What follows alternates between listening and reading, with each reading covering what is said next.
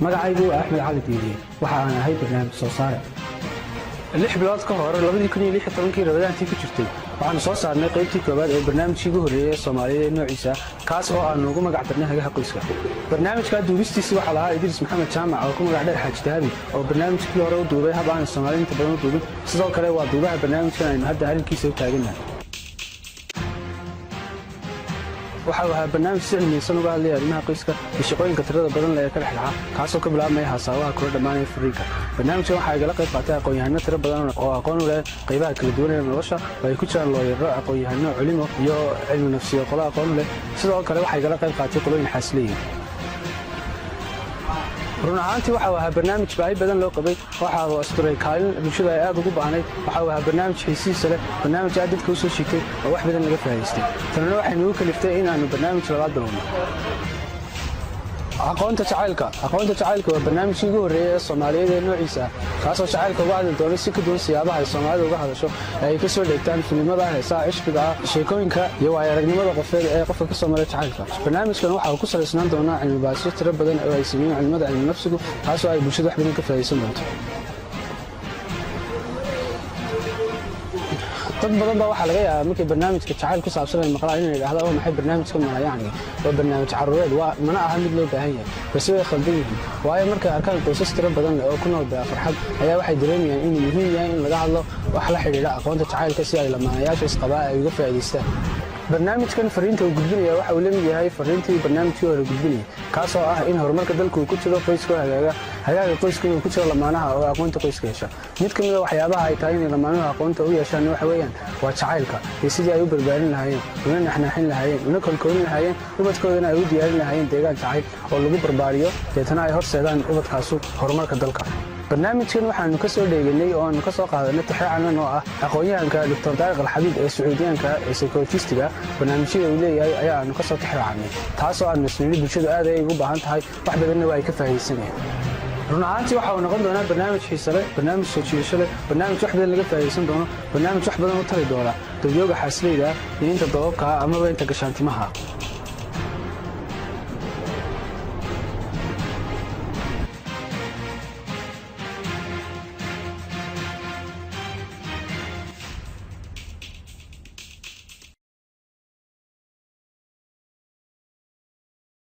barnaamijkani marnaba ma dhiirigelinayo jacaylka guurka ka hor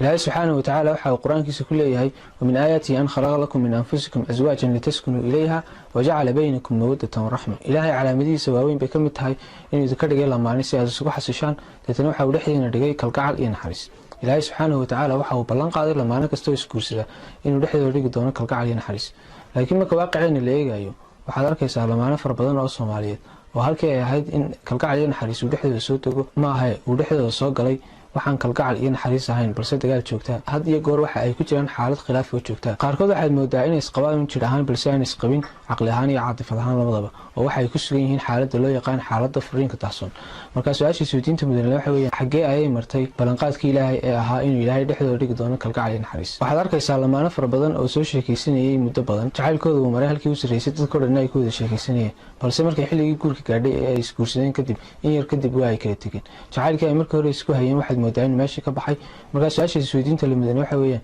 jacaylkii markii hore labada qof isku hayeen xagee ayuu tagay markii ay isguursadeen kadib laga yaabaa lamaanahan isguursaday in aanay aqoon u lahayn oo aanay haynin xirfadihii ay ku kobcin lahaayeen kuna kalkoonin lahaayeen kana dhigi lahaayeen jacaylkooda mid waara oo joogto sii noqda ma u malaynaysaa sababo badan oo ay u burbureen qoysas badan oo Soomaaliyeed in mid kamid ah ay tahay inay garan lahaayeen habkii ay u kobcin lahaayeen jacaylkooda u xanaaneyn lahaayeen una ilaashan lahaayeen ma u malaynaysaa bulshooyinka Soomaaliyeed inay u baahan yihiin in loo soo bandhigo aqoon diin oo ka hadlaysa nolosha qoyska gaar ahaan jacaylka taasoo ku saabsan aqoontii jacaylka iyo culimada cilmi nafsiga waxa ay ka yiraahdeen mid aan ku salaysnayn aqoonta suuqa taal si ay u badbaado qoysas tiro badan si ay labada qof ee isqaba ay isaga helaan xasilooni gudeed kalgacalkooda iyo naxariistoodana ay noqoto mid sii kobcda ubadkana loo diyaariyo deegaan xasiloon oo noqdo deetana ubadkooda garaadkooda uu noqdo mid aad u kobcsan waayo deegaan deganaanshiyo ayaa lagu soo barbaariyay ilaahayna uu dhexdooda dhigo kalgacal iyo naxariis mudanayaal iyo marweyn waxaad ku soo dhawaataan barnaamijka aqoonta jacaylka kaasoo aad ka heli doontaan dhammaan jawaabaha su'aalaha aynu kor ku soo xusnay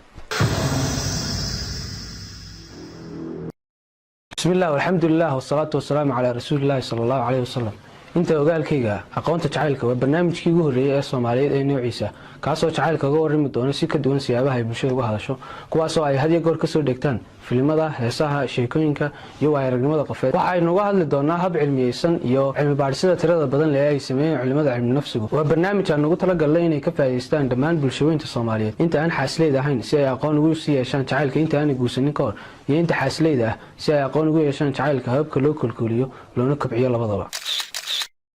barnaamijkan inaanu bilowno waxaan ugu kalifay sababo tiro badan oo ay ugu muhiimsan yihiin 7 sababood sababta koowaad waxa weeyaan heerka furiinka ee lamaanaha Soomaaliyeed oo marba marka ka dambaysa kor u sii kacay bulshada Soomaaliyeed furiinku waxa uu marayaa halkii uu sareysay lamaana kasta oo isguursado waxa looga baqayaa in isfuraan hadii goor lamaana badan markay isguursadaan dad badan waxa niyadooda ku soo dhacday inay isfuri doonaan sida ay sheegtay maxkamadda degmada ee Hargeysa sanadkii 2015 waxa soo galay 1800 oo kiis oo arrimaha qoyska 1600 oo kiis oo kamid ah waxa ay ahaayeen furiin sidoo kale maxkamadaha ku yaala magaalada Hargeysa ay culimadu gacanta ku hayaan waxa ay sheegeen in bil walba ay soo galaan 40 kiis oo arrimaha qoyska oo ku saabsan furiin sidoo kale waxa ay sheegeen in 20 kamid ah isfuraan 20 kalena ay kala badbaadiyaan waxa inta dheer qolooyinka isku furtay nataayooyinka iyo geedka hoosti iyo meelaha kale tirada badan leh waxaynu ku doodi karnaa boqolkiiba boqol in lamaanaha Soomaaliyeed ay isguursadaan boqolkiiba 50 in ka badan ay isfuraan sababuhu way badan yihiin laakiin mid kamid ah sababaha kalifayna lamaanaha isfuraan waxa weeyaan lamaanaha isguursada oo had iyo goor aan isla fahmin luqadda jacaylka iyo habkii ay u koobcin lahaayeen una kalkoon lahaayeen jacayladooda oo ku kala salaysan dabeecadahooda iyo shakhsiyadahooda iyo deegaanada ay ka soo jeedaan sababta labaad ee uu kaliftay in barnaamijkan duubnaa isaguna waxa weeyaan aqoon yari bulshada ka haysata jacaylka bulshada Soomaaliyeed badankooda waxa ay jacaylka ka aaminsan yihiin wax khaldan dad kalena waxa ay ku doodaan jacaylka gabigiisu weyn yahay wax khiyaali ah oo filimada laga soo daawaday iyagoo had iyo goor ku doodaya in ay arkeen dad fara badan oo isguursaday oo guurkoodii ka hor had iyo goor jacaylkooda uu ahaa mid samada gaadhay dadkana ay u muujinayeen inuu samada marayo balse markay ay isguursadeen kadib ay kala tageen dad fara badan marka ereyga jacayl uu niyadooda ku soo dhaco waxa markiiba niyadooda ku soo dhacday wiil iyo gabadh mees la taagan deetana dadkaas had iyo goor waxa ay jacaylka u macnaystaan in uu yahay wax xun waxa aad moodaa in ay u haystaan jacaylku inaan ku dabaqmi karin meel kale aan ka ahayn wiil iyo gabadh mees la taagan waxa soo dhan waa khalad faham iyo aqoon yari isbiirsatay oo laga sugan yahay jacaylka kaasoo kaliftay in had iyo goor jacaylkooda aan lamaanahaas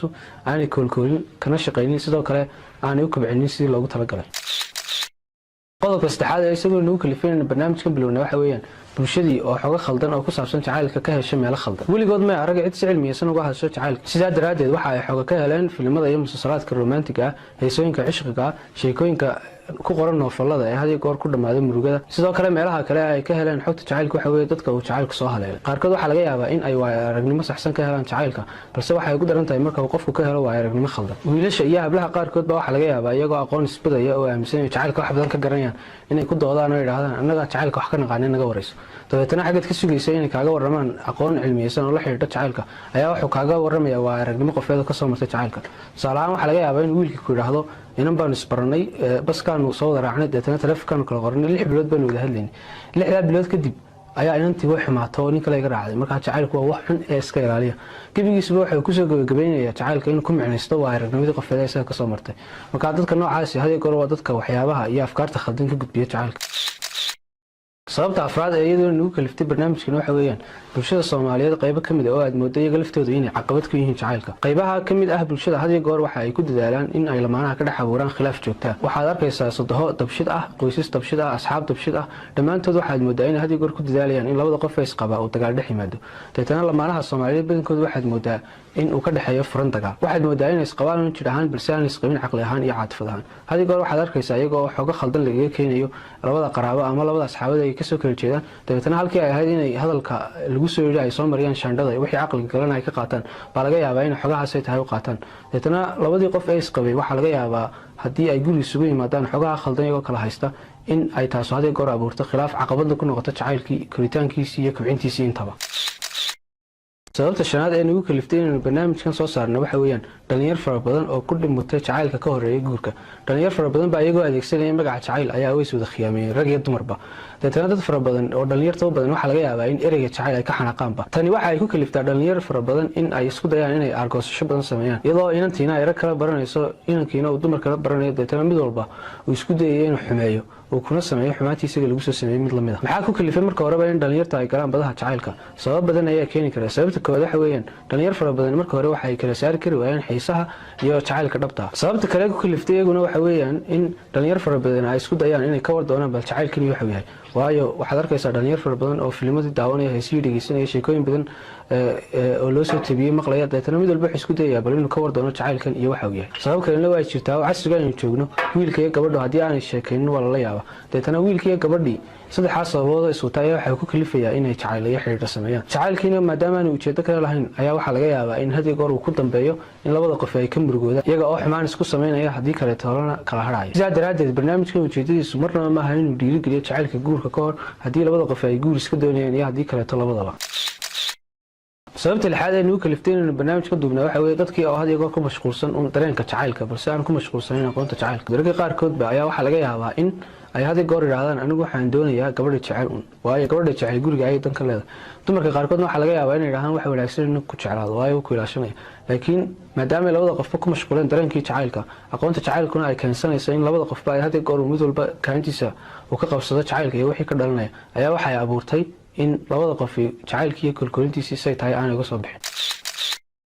sababta toddobaad ee nagu kaliftay inaynu barnaamijkan soo saarnaa waxa weeyaan ilmihii oo ay waalidiin badan kusoo barbaariyeen adeeg halka ahayd inay kusoo barbaariyaan kalgacal iyo naxariis taas waxaa ka dhalatay inay bulshadii kusoo biiraan jiil habdhaqankooda uu ka kanyahay yarana adeeg yahay taasoo kaliftay in bulshada gebigeeduba ay u wada dhaqanto hab yaro qallafsan taas oo had iyo goor ku dambaysa in ilmaha yar uu noqdo ilmo maskax adag sida oo kale caaq ku ah waalidiintii bulshadana ku kakan waxaasoo dhan waxaa sabab u noqday waalidiinta oo aan marka hore kusoo barbaarin ilmaha jacayl toddobadaas sababood oo isbiirsaday ayaa waxaa nagu kaliftay in aanu barnaamijkan soo saarno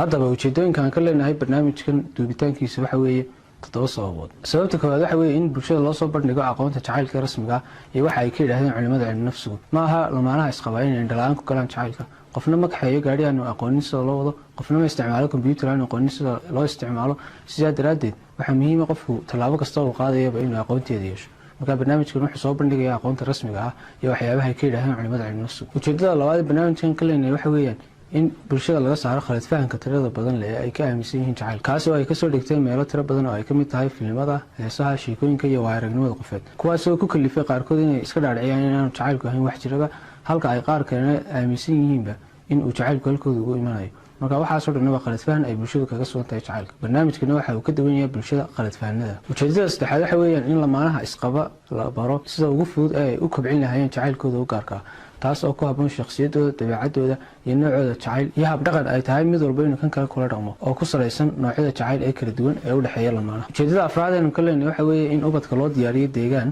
lagu barbaariyo kaasoo ku salaysan kalgacal iyo naxariis ka imanaya waalidiinta isqaba taasoo sabab u noqonaysa ilmaha yar markuu barbaariyo inuu noqdo ilmo wada naxariisa ilmo aan qallafsanayn ilmo kusoo barbaaray deegaan xasiloon sidoo kale ilmo garaadkiisu kobcsan yihiin ujeedada shanaad eenu barnaamijkan ka leenahay waxa weeyaan in dhalinyarada laga badbaadiyo inay noqdaan dhibano jacayl inay noqdaan dhibanayaal jacayl waxaa arkaysaa dhalinyar fara badan oo jacaylka ka cabanaya dhalinyar fara badan oo ay dhibi ka soo martay jacaylka kadib markii inantii nin khiyaameeyey ama markii inankii ay inan khiyaamaysay sidaa daraaddeed wuxuu barnaamijkan soo bandhigi doonaa hababkii qofka dhalinyarada gaar ahaan hablaha oo had iyo goor ay adag tahay inay aada uga soo kabtaan haddii uu nin khiyaameeyo habkii ay isaga ilaalin lahaayeen ninka waraabaha ee ay ujeedadiisu tahay in uu ka danaysto hablaha sababta lixaad ay nagu kaliftay barnaamijkan iyaduna waxa weeyaan in aynu badbaadino qoysas tiro badan leh oo burburay kadib markii ay noloshoodii qoys ay ku dambeysay furiin mid ka mid a waxaa laga yaabaa khilaafyada ka abuurmay lamaanaha ee sababay in isfuraan inuu yahay noocyada jacayl oo aan isla fahmin labadii qof oo aan isfahmin inay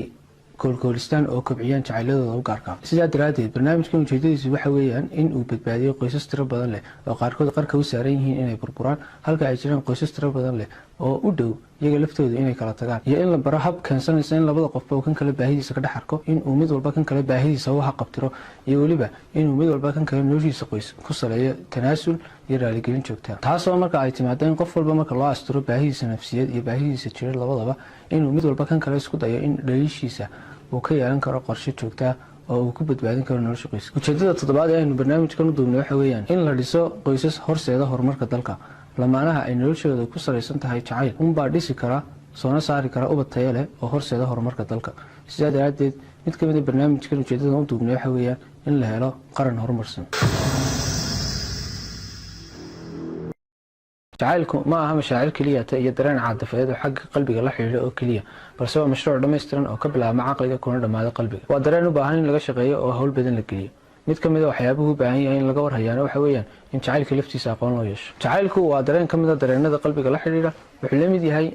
cadhada, murugada, warwarka, warbahaarka, rajada, xanuunka iyo waxa la midka ah. Sida ay u jiraan waxyaabo keenay inuu qofku cadhoodo ayaa ay u jiraan waxyaabo keenay sidoo kale inuu jacaylku yimaado. Sida ay u jiraan waxyaabo keenay inaanu qofku cadhoodin ayaa waxa jira waxyaabo iyaduna keentay inaanu qofku jacayl u iman. sidaa daraadeed waxaa muhiim ah qofku inuu aqoon u yeesho jacaylka. marka barnaamijkan waxaan isku daynaa inaan ka soo qaadano qaybta aqoonta waxyaabaha saameeya jacaylka, waxyaabaha keenay inuu jacaylka kor u kaco, waxyaabaha keenay inuu jacaylka hoos u dhaco, waxyaabaha saameyn ku yeesha jacaylka kor u qaadistiisa iyo hoos u dhiciisa labadaba. inagoo ku bilaabayna jacaylka qeexitaankiisa waxa uu yahay, qaybuhu u qaybsamo iyo saameynta ay ku leedahay waxyaha tirada badan leh ee nolosha ka mid ah iyo duruufaha tirada badan leh ee nolosheena ku xeeran iyo sidii loola macaamiloon lahaa mid walba. dadka qaarkood baa waxaa laga yaabaa inay u haystaan jacaylku inuu yahay wax maalayacniga ka hadalkiisa. qaarkood baa waxaa laga yaabaa markay barnaamijkan arkaan inay yidhaahdaan waa maxay mawduucan maalayacniga, waa maxay mawduuciyaalkani. balse waxaa muhiim ah in la ogaado jacaylku ma aha sida ay Soomaalidu taqaano, waa uu ka micno ballaaran yahay. jacaylku waa kan nolosheena ku fadhido. jacaylku waa kan sababa in nabad la helo, waa kan sababa in ilmaha loo diyaariyo deegaan habboon, waa kan sababa in ilmaha garaadkiisu kobco, waa kan sababa in la soo saaro ilmo dhinac walba ka dhisan oo horseeda horumarka dalka. inta aynu barnaamijkan ku guda jirno waxaanu geli doonaa safar dheer. waxaanu soo qaadan doonaa mawduuc ka mawduuc, waxaanu u gudbi doonaa waax ka waax. waxaanu isku daynaa inaynu guriga jacaylka ka gallo albaabada tirada badan leh ee uu leeyahay. inta aynu barnaamijkan ku jirno waxaanu isku daynaa inaynaan soo qaadan hadal abwaan. sidoo kale waxaanu isku daynaa inaynaan soo qaadan hadal faylasuuf. sidoo kale waxaanu iska ilaalinaynaa mar walba hadallada ay dadka caamada isticmaalaan iyo warka suuqa yaalla ee laga soo dhigto filimada iyo heesaha iyo sheekooyinka cishqiga iyo waayo-aragnimada qofeed ee qofku ka helay jacaylka. waxaynu sidoo kale isku daynaa intaynu barnaamijkan ku guda jirno inaynu ka eegno dhinaca cilmiga. culimada cilmi nafsigu waxay ka yidhaahdeen cilmi baarisada tirada badan leh ee ay sameeyeen ayaynu barnaamijkan ku salayn doonaa. marka ereyada cilmi nafsiyeed ee la xiriira jacaylka isaga soo qaadan mayno, waayo waxaa laga yaabaa inaad ila fahmi weydaan. marka waxaan isku dayayaa inta aan fududayn karo in aan fududeeyo.